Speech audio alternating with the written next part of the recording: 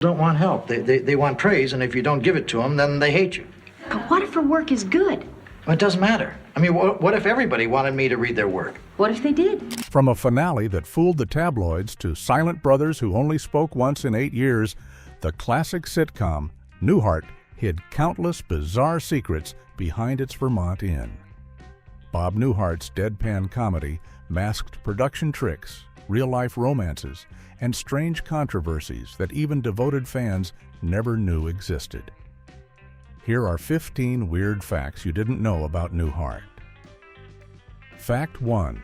The opening credits stole from On Golden Pond. When you watch the opening credits of Newhart, those beautiful autumn landscapes and peaceful lake scenes seemed like the perfect introduction to a show set in rural Vermont. But here's the twist. None of that footage was actually shot in Vermont. Those picturesque scenes were outtakes from the 1981 film On Golden Pond, which was filmed entirely in New Hampshire on Squam Lake. The production team borrowed unused footage from the movie and repurposed it for the sitcom's opening sequence. If you watch closely enough, you can actually spot actors Henry Fonda and Katharine Hepburn sitting in a car in some of those shots, remnants from the original film that made it into the television show's credits. This creative recycling wasn't just about saving money on filming new footage, it was about capturing that specific New England aesthetic that the movie had already perfected. On Golden Pond had won multiple Academy Awards and became famous for its stunning cinematography of the northeastern countryside. So using its outtakes gave Newhart an instant visual quality that would have been difficult and expensive to recreate. Interestingly, the film also featured actor William Lantow, who would go on to play Mayor Chester Wanamaker throughout Newhart's entire run from 1982 to 1990. While the exterior shots of the actual Stratford Inn were filmed at the real Waybury Inn in Middlebury, Vermont, the sweeping landscape shots that set the tone for each episode came from a completely different state and a completely different production, creating a visual identity that fooled audiences for 8 seasons. Fact 2. Larry's brothers never spoke until the finale. The two Darrell brothers, played by Tony Pappenfuss and John Voldstad, maintained one of television's longest-running silent character gags in sitcom history. For the entire 8-season run of Newhart, spanning 184 episodes from 1982 to 1990, these backwoods brothers never uttered a single word on screen. Every episode featured Larry introducing the trio with his signature line, "Hi, I'm Larry, this is my brother Darrell, and this is my other brother Darrell," while the two brothers would simply stand there silently, nodding or gesturing, but never speaking. The studio audience would cheer and applaud whenever the three walked through the door, and the brothers' complete silence became an essential part of their comedy. This gag continued unbroken through every appearance, every storyline, and every season, building anticipation among fans about whether the Darrells would ever break their silence. The payoff finally came in the series finale, titled The Last Newhart, which aired on May 21, 1990. In the final episode, set 5 years after the rest of the town was bought by a Japanese businessman, all the former residents return for a reunion. The Darrells arrive with their new wives, who won't stop talking, and in a moment that stunned the studio audience, both Darrells suddenly yell, "Quiet!" in perfect unison at their chatty spouses. It was the first and only word either brother spoke in the entire series, making it one of the most memorable comedy payoffs in television history, and a perfect example of the show's commitment to long-form joke setups. Fact 3. Bob Newhart voiced the MTM kitten. At the end of every Newhart episode, viewers would see the MTM Enterprises production logo featuring Mimsy the kitten in a ribbon, mimicking the famous MGM lion. But instead of hearing the cat's normal meow, audiences heard something completely different. Bob Newhart's deadpan voice doing an understated impression of a cat. This custom variation appeared on every single episode of the series except for the pilot, and it became one of those subtle touches that fans either loved or didn't even notice at first. MTM Enterprises was known for creating customized versions of their logo for different shows, with the kitten wearing different costumes or making different sounds depending on the series. For Remington Steele, the cat wore a Sherlock Holmes hat, and for St. Elsewhere, the cat wore surgical scrubs.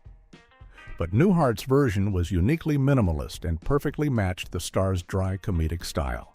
Bob Newhart would simply say "meow" in his signature flat, unenthusiastic tone, turning what should have been a cute animal sound into something hilariously awkward and perfectly in character. The joke continued for 8 seasons, but the final episode featured one last twist on the format. After the famous dream sequence ending where Bob Hartley wakes up from dreaming the entire series, the MTM logo appeared with the two Daryls yelling "quiet" instead of Bob's meow, connecting back to the brothers' first and only spoken word from earlier in the episode. This attention to detail showed how much thought the production team put into even the smallest elements of the show, creating layers of comedy that rewarded longtime viewers who paid attention to every aspect of each episode. Fact 4. The three brothers were meant to disappear.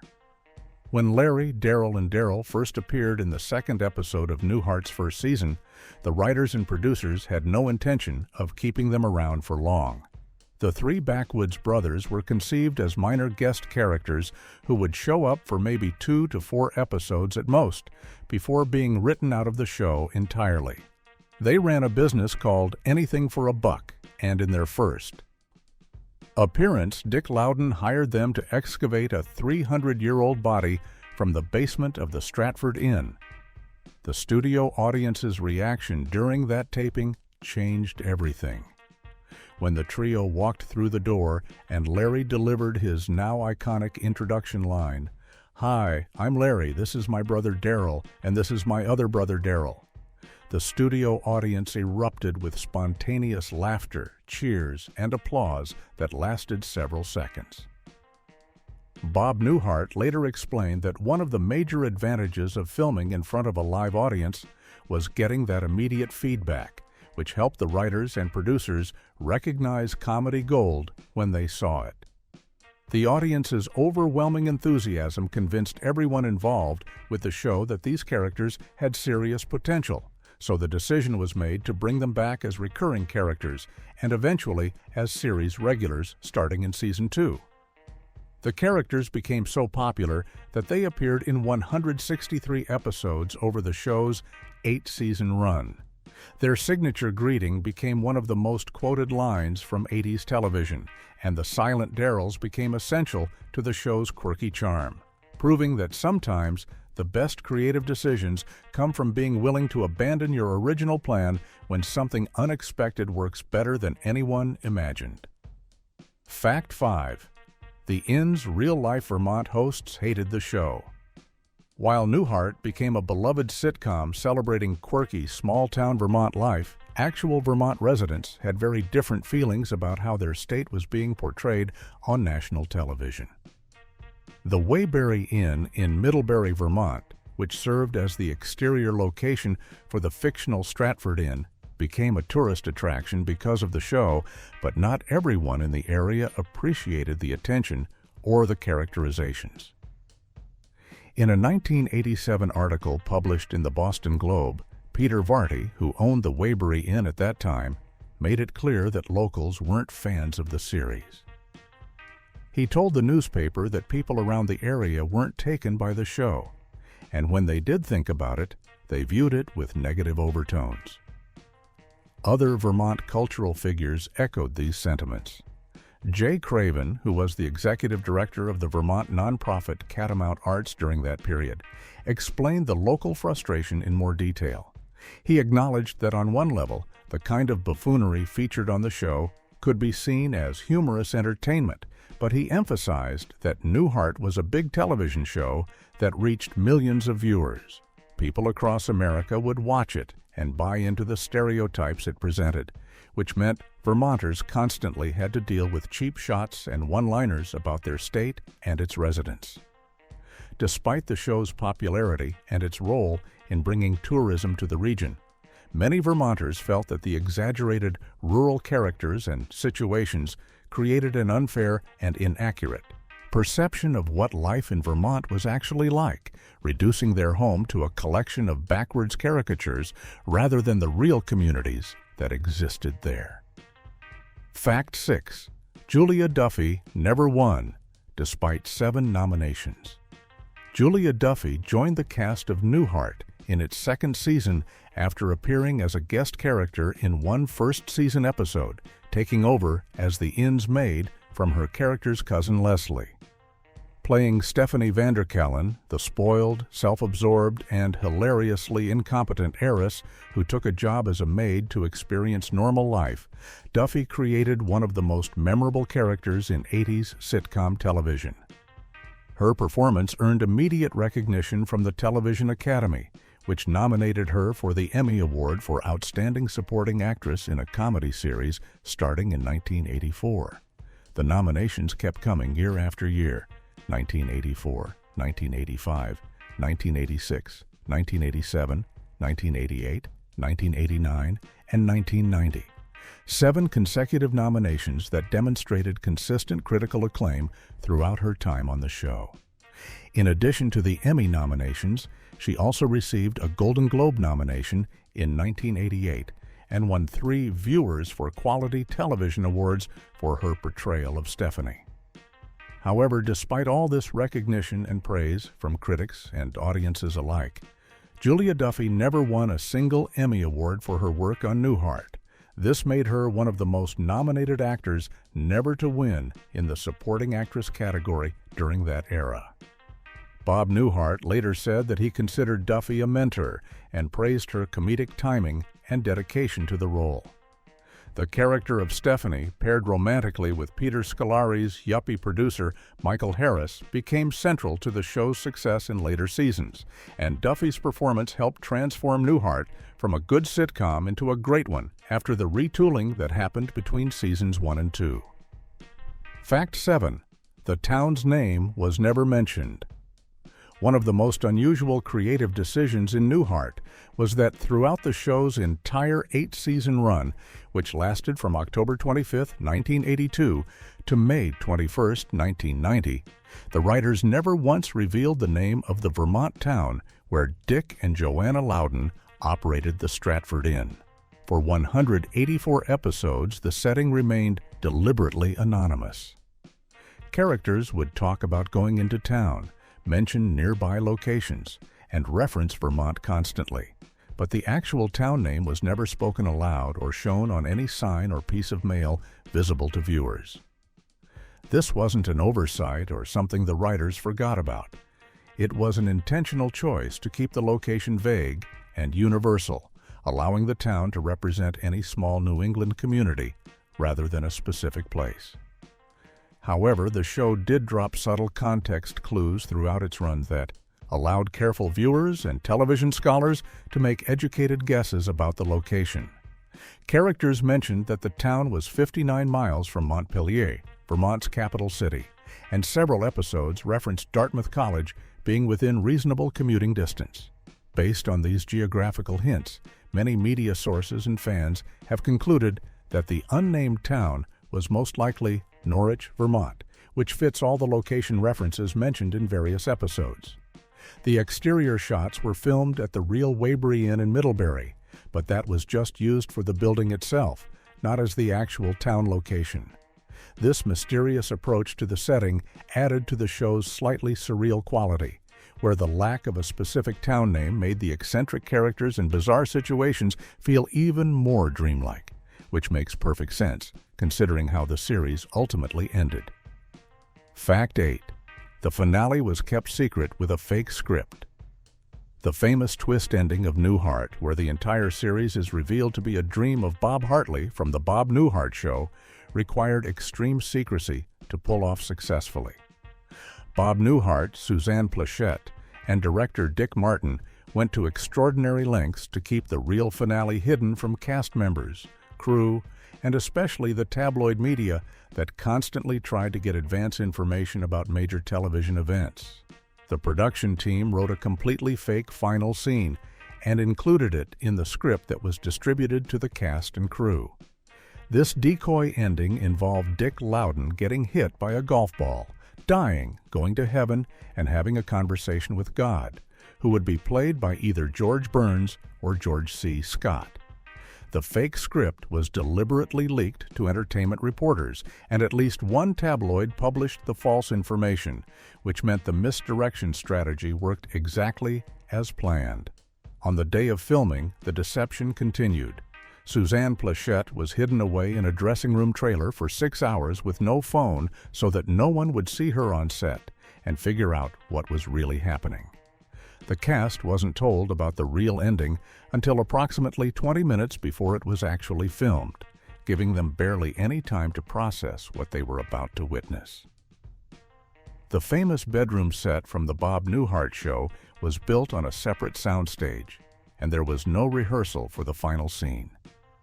When the moment arrived and Bob Newhart turned on the light to reveal Suzanne Pleshette in bed next to him, the studio audience immediately recognized what was happening and erupted in a 15-second standing ovation before Pleshette could even deliver her first line. The scene was shot in just one take, capturing genuine surprise and excitement that made television history. Fact 9. Larry wore a lucky quarter in his ear. William Sanderson, who played the only speaking member of the three backwoods brothers on Newhart, brought a peculiar, superstitious habit with him to the role that became an unintended but consistent part of his character's appearance. Throughout the series, viewers who paid close attention could spot a quarter tucked into Larry's ear in many episodes, and plenty of audience members assumed it was meant to be a hearing aid or some kind of medical device. But the quarter had nothing to do with the character's backstory or any scripted element. It was purely William Sanderson's personal good luck charm. Sanderson had previously used the same prop when he auditioned for and won a role in the 1980 biographical film Coal Miner's Daughter, which told the story of country music legend Loretta Lynn. When that audition went well and he got the part, Sanderson became convinced that the quarter in his ear had brought him good fortune. So when he auditioned for the role of Larry on Newhart, he wore the quarter again, and once again he landed the part. In an interview with AV Club in 2009, Sanderson admitted that repeating the superstition wasn't particularly inventive or creative, but it had become almost like a ritual for him that he couldn't break. He continued wearing the quarter for portions of 8 seasons on Newhart, acknowledging that it wasn't the most original choice to keep using the same good luck charm, but explaining that actors develop these kinds of personal superstitions, and he felt compelled to stick with what had worked for him twice before. Many viewers never even noticed the quarter, while others were confused about what it was supposed to represent. But for Sanderson, it remained a private talisman that connected his biggest roles together. Fact 10. Tom Poston married his co-star's TV wife. Tom Poston, who played the lovably dim-witted handyman George Utley on Newhart from 1982 to 1990, had a complicated romantic history that eventually led to one of Hollywood's most touching love stories. Back in 1959, Poston appeared in a Broadway comedy called Golden Fleecing alongside actress Suzanne Pleshette, and during that production, the two actors became romantically involved. However, their relationship didn't last, and they both went on to marry other people and build separate careers in television and film. Years later, Poston became a recurring guest star on The Bob Newhart Show, playing Bob Hartley's college friend Cliff the Peeper Murdoch, while Pleshette starred as Emily Hartley, Bob's wife on that series. Then Poston moved on to his regular role on Newhart, while Plechette's career continued with various projects. Both actors experienced tragedy when their spouses passed away. Poston's wife, Kay Hudson, died in 1998 from ALS, also known as Lou Gehrig's disease, and Plechette's husband, Texas oil millionaire Tommy Gallagher, died in 2000. In the aftermath of their losses, Poston and Pleshette reconnected after more than 40 years apart and discovered that their feelings for each other had never completely disappeared.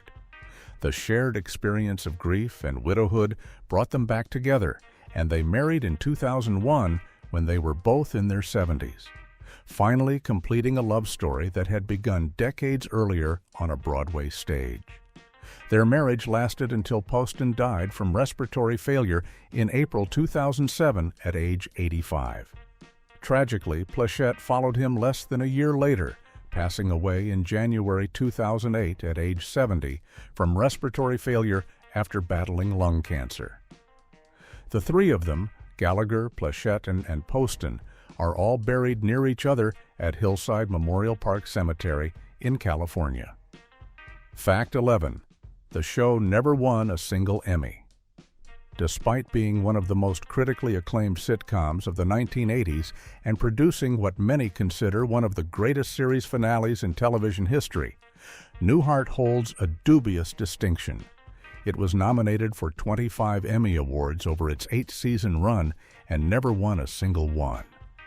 The nominations covered multiple categories across different years, recognizing various aspects of the show's excellence. Bob Newhart himself received 3 Emmy nominations for Outstanding Lead Actor in a Comedy Series during the show's run. Tom Poston was nominated 3 times for Outstanding Supporting Actor in a Comedy Series for his portrayal of George Utley. Julia Duffy received her 7 consecutive nominations for Outstanding Supporting Actress in a Comedy Series from 1984 through 1990. Peter Scolari also earned nominations for his role as the neurotic yuppie producer Michael Harris. The show received nominations for Outstanding Comedy Series, and even the legendary series finale, titled The Last Newhart, was nominated for Outstanding Writing for a Comedy Series. But despite all this recognition from the Television Academy, which clearly appreciated the quality of the performances, writing, and overall production, Newhart walked away empty-handed every single time. The show did win 4 Viewers for Quality Television Awards and earned 6 Golden Globe nominations, but the Emmy shutout became one of television's most notable examples of a beloved, critically praised series being consistently passed over by the industry's most prestigious awards. This makes Newhart's legacy even more interesting. It didn't need Emmy wins to be remembered as a classic, and the show's lasting influence on television comedy speaks louder than any trophy ever could have. Fact 12. Pink Panther's composer wrote the theme. When you heard that smooth, jazzy theme music at the beginning of each Newhart episode, you were listening to the work of one of Hollywood's most legendary film composers. Henry Mancini, the brilliant musician behind some of cinema's most recognizable themes, composed the music for Newhart during one of the busiest periods of his career.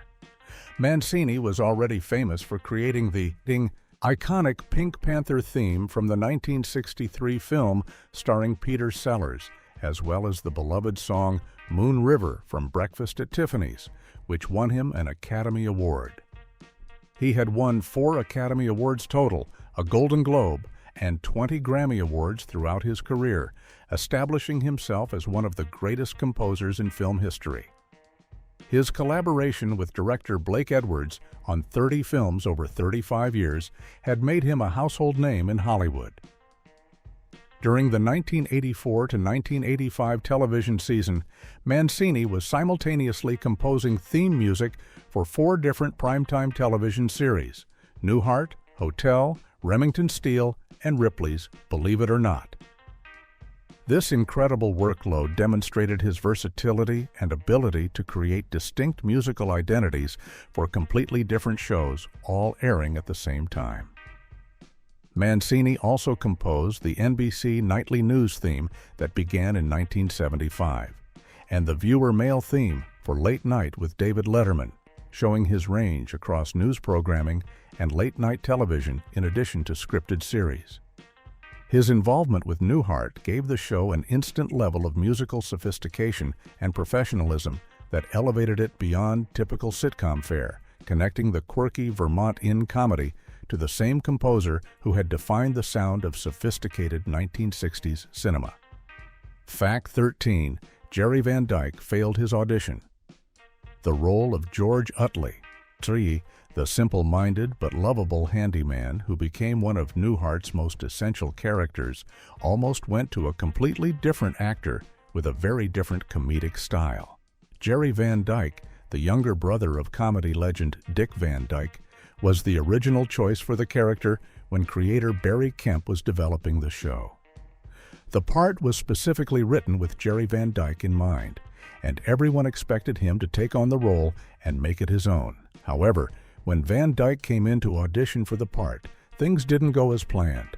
Despite the role being created for him, his audition was unsuccessful, and the producers decided not to offer him the part. Bob Newhart himself stepped in and convinced Barry Kemp that Tom Poston would be a better fit for the character than Van Dyke. The difference came down to comedic style and approach. Jerry Van Dyke was known for broader, more physical comedy that relied on obvious reactions and exaggerated expressions, while Tom Poston specialized in subtle underplaying and quiet, understated humor that could make even simple lines devastatingly funny. Newhart felt that Poston's more subdued style would work better with his own deadpan delivery and the show's overall tone. Tom Poston, who had been a longtime personal friend of Bob Newhart and had appeared as a recurring character on The Bob Newhart Show, playing Bob's college friend called the Peeper, got the role and turned George Utley into one of television's most memorable handymen. Jerry Van Dyke did eventually appear as a guest star on one episode of Newhart, playing a travel agent, but the role that could have defined his career instead became someone else's signature part. Van Dyke finally found major television success years later on the series Coach, which ran from 1989 to 1997. Fact 14. Jennifer Holmes was replaced after one season. The first season of Newhart featured a very different cast dynamic than the version of the show that most people remember and love. Jennifer Holmes played Leslie Vanderkellen, a bright and cheerful heiress from a wealthy family who took a job as a maid at the Stratford Inn because she wanted to experience what normal life was like away from her privileged background. The character was a Dartmouth College student who was genuinely sweet-natured and hard-working, trying to understand how regular people lived by doing honest manual labor at the inn. However, despite the character's interesting premise, Jennifer Holmes made very little impression on audiences or critics during that first season.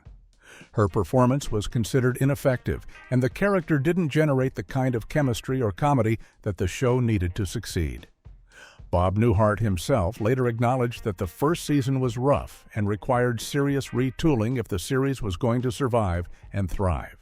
When the show was picked up for a second season, major changes were made to the cast, and Jennifer Holmes was one of the casualties. The producers decided to replace Leslie with her cousin Stephanie Vanderkellen, played by Julia Duffy, who had actually appeared as Stephanie in one episode during the first season as a guest character.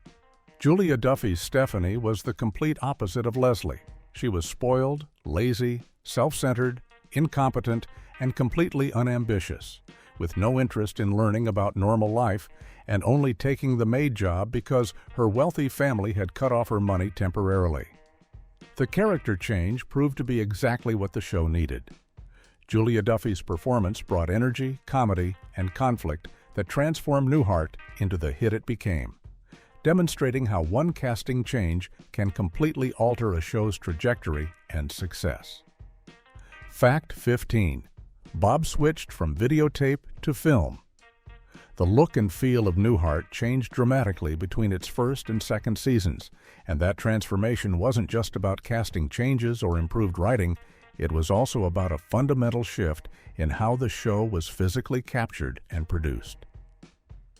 During the first season, which aired from October 1982 through May 1983, Newhart was recorded on videotape, which was the standard practice for most sitcoms filmed in front of live studio audiences during that era. Videotape was cheaper, easier to work with in post-production, and allowed for immediate playback, which made it the practical choice for weekly television production. However, Videotape also gave shows a flat, harsh, somewhat artificial look that made them feel more like stage plays than cinematic productions. Bob Newhart himself noticed this problem and approached the producers with an idea for improvement. He suggested that starting with the second season, the show should switch from videotape to 35mm film, the same format used for theatrical motion pictures. This change would give Newhart a more realistic, textured, and visually appealing look that would help the show stand out from other sitcoms and make the Vermont setting feel more genuine and atmospheric. The producers agreed with Bob's vision, and beginning with Season 2, Newhart was shot on film for the remainder of its run through the end of Season 8 in 1990. The switch was immediately noticeable to viewers, even if they couldn't quite identify what had changed.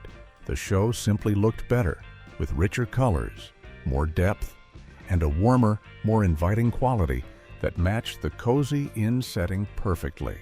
This decision demonstrated Bob Newhart's understanding of the visual medium and his commitment to making his show the best it could possibly be.